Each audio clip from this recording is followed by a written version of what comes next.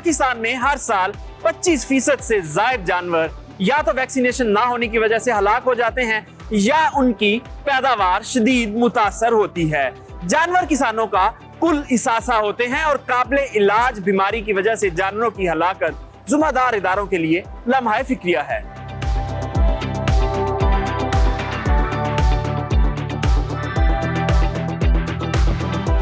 1880 में पहली मर्तबा फ्रांसीसी साइंसदान लुईस ने वैक्सीनेशन इजाद की, जो देखते ही देखते पूरी दुनिया में फैल गई और दुनिया इसको इस्तेमाल करने लगी और जानवरों की मुहलिक बीमारियों से जान छूट गई। मगर पाकिस्तान में जानवरों की एक बड़ी तादाद आज भी वैक्सीनेशन से महरूम है।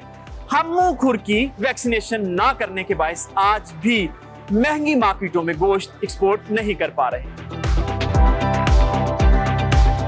जानवर बोल तो नहीं सकता, मगर बीमारी में तकलीफ तो उसे भी होती है। वो इंसान की तरह अपनी सेहत का ख्याल तो नहीं रख सकता, मगर अच्छी सेहत के साथ ज्यादा पैदावार और बीमारी की हालत में पैदावार में कमी जरूर कर देता है। और हमारे यहाँ अक्सर जानवर अपनी असल ताकत से कम दूध दे रहे होते हैं। वजह सिर्फ अच्छी सेहत का ना होना है। अच्छी सेहत के लिए बर वक्त तस्दीक शुदा वैक्सीनेशन का इस्तेमाल इंतहाई जरूरी है। जानवरों को सेहतमंद रखने और मुख्तलिफ जानलेवा बीमारियों से बचाने के लिए बाकायदगी से वैक्सीनेशन की जरूरत होती है। वैक्सीनेशन जानवर के जिस्म में एंटीबॉडीज पैदा करती है, जिससे जानवर एक खास बीमारी से महफूज हो जाता है। आइए वैक्सीनेशन की अफादियत और तारीख पर एक नजर डालते हैं। हर दौर में किसानों की कोशिश रही है कि अपने जानवरों को बीमारियों से महफूज रखें। इसी कोशिश के नतीजे में सबसे पहली वैक्सीनेशन पोल्ट्री के लिए 1888 में तैयार की गई। भेड़ बकरियों और कैटल की वैक्सीनेशन की तैयारी 1881 में शुरू हो चुकी थी। डेयरी फार्म पर वैक्सीनेशन की क्यों जरूरत होती है? अगर वैक्सीनेशन ना की जाए तो क्या नुकसानात हो सकते हैं और किस वक्त कौन सी वैक्सीन करनी चाहिए, ये जानने के लिए इस वक्त हम डॉक्टर मुस्तनसर अली साहब के साथ मौजूद है। उनसे इस बारे में मजीद डिटेल जानते हैं। जी अस्सलाम वालेकुम। जी बहुत शुक्रिया बिनियामीन साहब।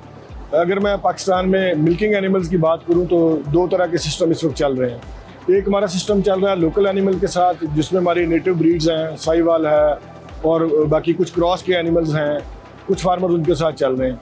और कुछ जो मेगा स्ट्रक्चर्स हैं जिनमें मेगा फार्म्स हैं, कॉर्पोरेट फार्म्स हैं, वो इम्पोर्टेड एनिमल्स के साथ चल रहे हैं। तो इन दोनों सेगमेंट की जो वैक्सीन की रिक्वायरमेंट है वो डिफरेंट है। नॉर्मली वैक्सीन हम कर रहे होते हैं इन्फेक्शियस डिजीज को प्रिवेंट करने के लिए।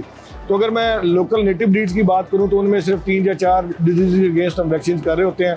उनमें सबसे इंपॉर्टेंट जो है वो मुंह खुर की बीमारी है, जिसे फुट एंड माउथ डिजीज हम कहते हैं। उसकी साल में 2 दफ़ा वैक्सीन होती है और वो नॉर्मली पहला शॉट जो है वो मार्च अप्रैल में लग रहा होता है और अगला शॉट जो आके अक्टूबर नवंबर में लग रहा होता है। और सेकंड वन जो आती है इसके अंदर वो बीमारी होती है गलगोटो की बीमारी, जिसको हम अपनी लैंग्वेज में हेमरेजिक सेप्टिसीमिया कहते हैं। तो वो नॉर्मली बीमारी ज़्यादा उसकी आउटब्रेक होती है रेनी सीजन के दौरान। तो उसके लिए हेमरेजिक सेप्टिसीमिया की वैक्सीन जो नॉर्मली हम अप्रैल मई के अंदर कर देते हैं। और थर्ड वन जो अभी रिसेंटली डिजीज़ इमर्ज हुई है, जिसे हम लंपी स्किन डिजीज़ बोलते हैं, तो उसकी वैक्सीन भी लास्ट ईयर बड़ी मैस स्केल पे हुई है। वो स्मॉल फार्मर ने भी की है, कमर्शियल फार्मर ने भी की है, मेगा फार्मर ने भी की है। तो थर्ड वन जो है वो लंपी स्किन अगेंस्ट के डिजीज के अगेंस्ट जो हम वैक्सीन कर रहे होते हैं। डॉक्टर साहब, लंपी स्किन जो है इसकी साल में कितनी दफा वैक्सीनेशन जरूरी होती है? लंपी स्किन की वैक्सीन नॉर्मली साल में हम एक ही दफ़ा कर रहे होते हैं। और इसके बाद एक और डिजीज आती है जो लोकल नेटिव एनिमल में रिपोर्ट होती है, वो ब्लैक वाटर डिजीज है। तो वो इतनी कॉमन वैक्सीन नहीं है, लेकिन कुछ हर्ड्स में वो लोग कर रहे होते हैं, तो उसकी प्रिवेंशन भी होती है। दैट इज वो बैक्टीरियल डिजीज के अगेंस्ट होती है।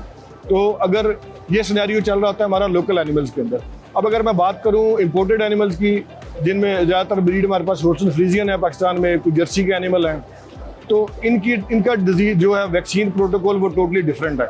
ये एनिमल इतना इम्यून स्टेबल नहीं है जितना एनिमल हमारा लोकल एनिमल स्टेबल है। वो डिजीज़ को अच्छी तरह हैंडल कर पाता है, उसका इम्यून स्टेटस बहुत स्ट्रांग होता है। इन एनिमल का इम्यून स्टेटस जो होता है स्ट्रांग नहीं होता, इसलिए इनकी नंबर ऑफ वैक्सीन जो हैं वो बढ़ जाती हैं। तो उनमें नॉर्मली हम फुट एंड माउथ डिजीज़ की वैक्सीन कर रहे होते हैं, हेमरेजिक सेप्टिसीमिया जो गलगोटो उसकी वैक्सीन कर रहे होते हैं, लंपी स्किन डिजीज़ है उसकी वैक्सीन कर रहे होते हैं। तो नॉर्मली अगर मैं इसको प्रिसाइज करूँ तो जो इम्पोर्टेड एनिमल्स हैं जो मेगा फार्म्स पे लोगों ने मेंटेन किए हुए हैं, तो उसके अंदर 6 से 7 वैक्सीन चल रही होती हैं। डॉक्टर साहब, ऐसे जानवर जिनको एक दफा कोई भी बीमारी हो जाती वैक्सीनेशन ना होने की वजह से, तो दोबारा जब वो रिकवर करता है, क्या अपनी फुल प्रोडक्शन पे आता है वो? नॉर्मली अगर मैं बात करूँ फुट एंड माउथ डिजीज की, अगर इसकी आउटब्रेक होती है तो ये ऑलमोस्ट पूरी लैक्टेशन को कॉम्प्रोमाइज कर देती है एनिमल की।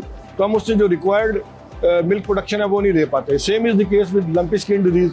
जो एनिमल लंपी से इफेक्ट होते हैं उनकी रिप्रोडक्शन भी कॉम्प्रोमाइज हो जाती है, मिल्क प्रोडक्शन भी कॉम्प्रोमाइज हो जाती है, और सेकेंडली जो है एनिमल की जो ग्रोथ रेट है वो भी इफेक्ट होता है डिजीज की वजह से। डॉक्टर साहब बिल्कुल सही कह रहे हैं, प्रोडक्शन कंप्रोमाइज हो जाती है। ये फरमाएंगे जो हमारे फैटनिंग फार्म है, गोश्त वाले जो फार्म है, उनके ऊपर वैक्सीनेशन का क्या शेड्यूल होना चाहिए? और दूसरा ये कि हमारे किसान जो हैं जिनको नहीं मालूम होता, वो जो आउटब्रेक हो जाती है बीमारी उस वक्त वैक्सीन कर रहे होते हैं, तो इसका फायदा या नुकसान है? अच्छा, जो फैटनिंग वाले एनिमल हैं वो समवट रेजिस्टेंट होते हैं ये मिल्किंग एनिमल से, उनका इम्यून सिस्टम बेहतर होता है, तो वो बेसिकली टॉलरेट कर लेते हैं इन्फेक्शन वगैरह को।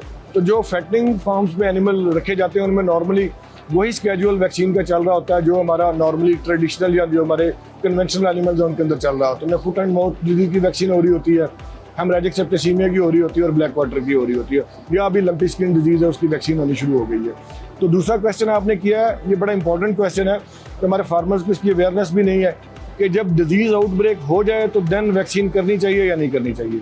तो उस वक्त वैक्सीन जो है वो बिल्कुल कंट्राइंडिकेटेड है। मेरी तमाम डेयरी फार्मर्स को एडवाइस है कि अपने हर्ड में, अपने फार्म्स के ऊपर एक प्रॉपर वैक्सीन स्केड्यूल डेवलप करें पूरे साल का और उसको प्रॉपर फॉलो करें, बजाय इसके कि आप वेट कर रहे हो कि डिजीज आएगी तो फिर मैं वैक्सीन करूंगा, तो ये एडवाइजेबल नहीं है। जी डॉक्टर साहब, आपके वक्त का बहुत शुक्रिया। किसान भाई और डेयरी फार्म उसी वक्त ही मुनाफा बख्श हो सकता है जब आप शेड्यूल के मुताबिक जानवरों की वैक्सीनेशन करें ताकि आपके जानवर हेल्दी रहें। आप कहीं भी हो, वक्त कोई भी हो, वाकिफ रहें दुनिया भर के अहम हालात, वाकयात और अहम खबरों से। अभी सुनो न्यूज़ का यूट्यूब चैनल सब्सक्राइब करें और क्लिक करें बेल आइकन पर, और हमेशा बाखबर रहें।